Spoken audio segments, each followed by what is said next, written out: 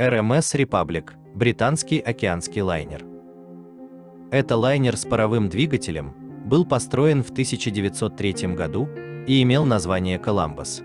Спущен в феврале 1903 года и совершил свой первый рейс в октябре 1903 года из Ливерпуля в Бостон. После 2 рейсов судно вместе с 3 другими лайнерами были проданы компании White Star Line для использования на их новом рейсе между Ливерпулем и Бостоном. Лайнер «Коламбас» был переименован в «Репаблик». В январе 1903 года совершил свой первый переход из Бостона в Средиземное море через Гибралтар, совершив заходы в Сан-Мигель на Азорских островах, затем в итальянские порты Неаполя и Генуи и закончив в Александрии. В ноябре 1904 года компания открыла рейс White Star между Средиземноморьем и Нью-Йорком. Компания White Star планировала этот маршрут для 2 целей.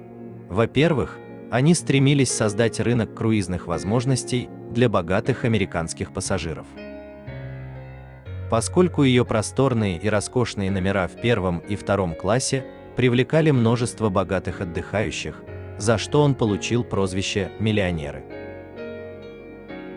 Во-вторых, и в большей степени на своих переходах в западном направлении, White Star стремилась подключиться к массовой торговле итальянскими иммигрантами. Судно «Репаблик» с вместимостью 3 класса в 2000 человек оказалось чрезвычайно прибыльным на этом маршруте. Поскольку, когда он отплывал в Соединенные Штаты, в любом конкретном путешествии, 3 класс часто был забронирован до отказа, а иногда и больше. В течение следующих 4 лет судно «Репаблик» провело зимние и весенние месяцы, курсируя по маршруту Средиземное море, Нью-Йорк вместе с судном «Кретик». А в летние и осенние месяцы оно плыло по маршруту Ливерпуль, Бостон вместе с судами «Симрик» и «Эребик». Ранним утром 23 января 1909 года во время плавания из Нью-Йорка в Гибралтар и Средиземноморские порты с 742 пассажирами и экипажем под командованием капитана Инмана Силби. Лайнер «Репаблик» вошел в густой туман у острова Нантакет в штате Массачусетс. Среди пассажиров было много выдающихся людей. Соблюдая стандартные меры предосторожности и сохраняя скорость, пароход регулярно сигнализировал о своем присутствии на полосе движения исходящих судов свистком. В 5 часов 47 минут раздался еще один свисток, и двигателям «Репаблик» было приказано дать полный реверс, а штурвал повернуть налево. Из тумана появился лайнер «Флорида» и врезался в судно «Репаблик» на миделе левым бортом, примерно под прямым углом. 2 пассажира, спящие в своих каютах на судне «Репаблик», погибли от удара. На судне «Флорида» 3 членов экипажа также погибли, когда нос корабля был придавлен к переборке. Всего погибло 6 человек. Машина и котельное отделение судна «Репаблик» начали затапливаться, и судно через время накренилось. Капитан Силби возглавил команду, которая спокойно организовала эвакуацию пассажиров на палубе. «Репаблик» был оснащен новой системой беспроводного телеграфа Маркони и стала первым кораблем в истории, подавшим сигнал бедствия КД, посланный Джоном Бинсом. Судно «Флорида» прибыло на место столкновения, чтобы спасти пассажиров с судна «Репаблик» и катер «Грешем». Пассажиры были распределены между 2 кораблями, причем «Флорида» взяла на себя большую часть из них, но с 900 итальянскими иммигрантами, уже находившимися на борту, это привело к опасной перегрузке. Лайнер «Балтик» также ответил на вызов КД, но из-за постоянного тумана только к вечеру он смог обнаружить дрейфующий лайнер. Оказавшись на месте, спасенные пассажиры были переведены из Грешема и Флориды в Балтику.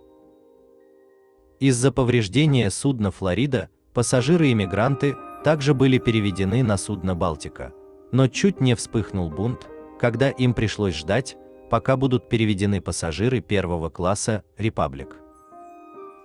Когда все были на борту, «Балтик» отплыл в Нью-Йорк. Во время крушения «Репаблик» океанские лайнеры не были обязаны иметь полную вместимость спасательных шлюпок для своих пассажиров, офицеров и членов экипажа. Считалось, что на оживленном маршруте в Северной Атлантике помощь по крайней мере с одного корабля будет всегда. И что спасательные шлюпки понадобятся только для переправки всех находящихся на борту на их спасательные суда и обратно, пока все не будут благополучно эвакуированы. Этот сценарий, в отличие от затопления «Титаника», безупречно разыгрывался во время затопления корабля, и 6 человек погибли в результате столкновения, а не самого затопления. Капитан Силби и малая часть экипажа остались на борту «Репаблик», чтобы попытаться спасти его. Члены экипажа Грэшем пытались остановить затопление с помощью матов, но безрезультатно. К этому времени пароходы «Нью-Йорк» и «Лукания» также прибыли и ждали, пока Грэшем предпринял тщетную попытку взять судно «Репаблик» на буксир. 24 января «Репаблик» затонул кормой. Весь оставшийся экипаж был эвакуирован до этого. Есть много сообщений о том, что на «Репаблик» было золото и другие ценности. В одном сообщении говорится, что кто-то вез золото на сумму $250 тысяч в американских золотых монетах для использования в качестве платежной ведомости для флота ВМС США. В дополнение к отгрузке монет ВМС США, различные источники сообщили о гораздо более крупном грузе – $3 миллиона в золотых двойных орлах. Среди них Вашингтон-Пост сообщила, $3 миллиона в золотых монетах лежат в гниющем корпусе лайнера «Репаблик», потерянного у берегов Нантакета в январе 1909 года. Все эти значения указаны в долларах 1909 года. Один эксперт по монетам подсчитал, что сегодня стоимость грузов превышает $1 миллиард.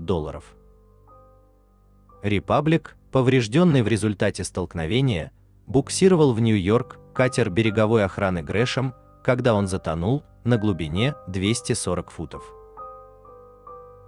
Обломки лайнера были обнаружены капитаном Мартином Байерли в 1981 году. Он лежит в вертикальном положении примерно в 80 километрах к югу от острова Нантакет на глубине 82 метра.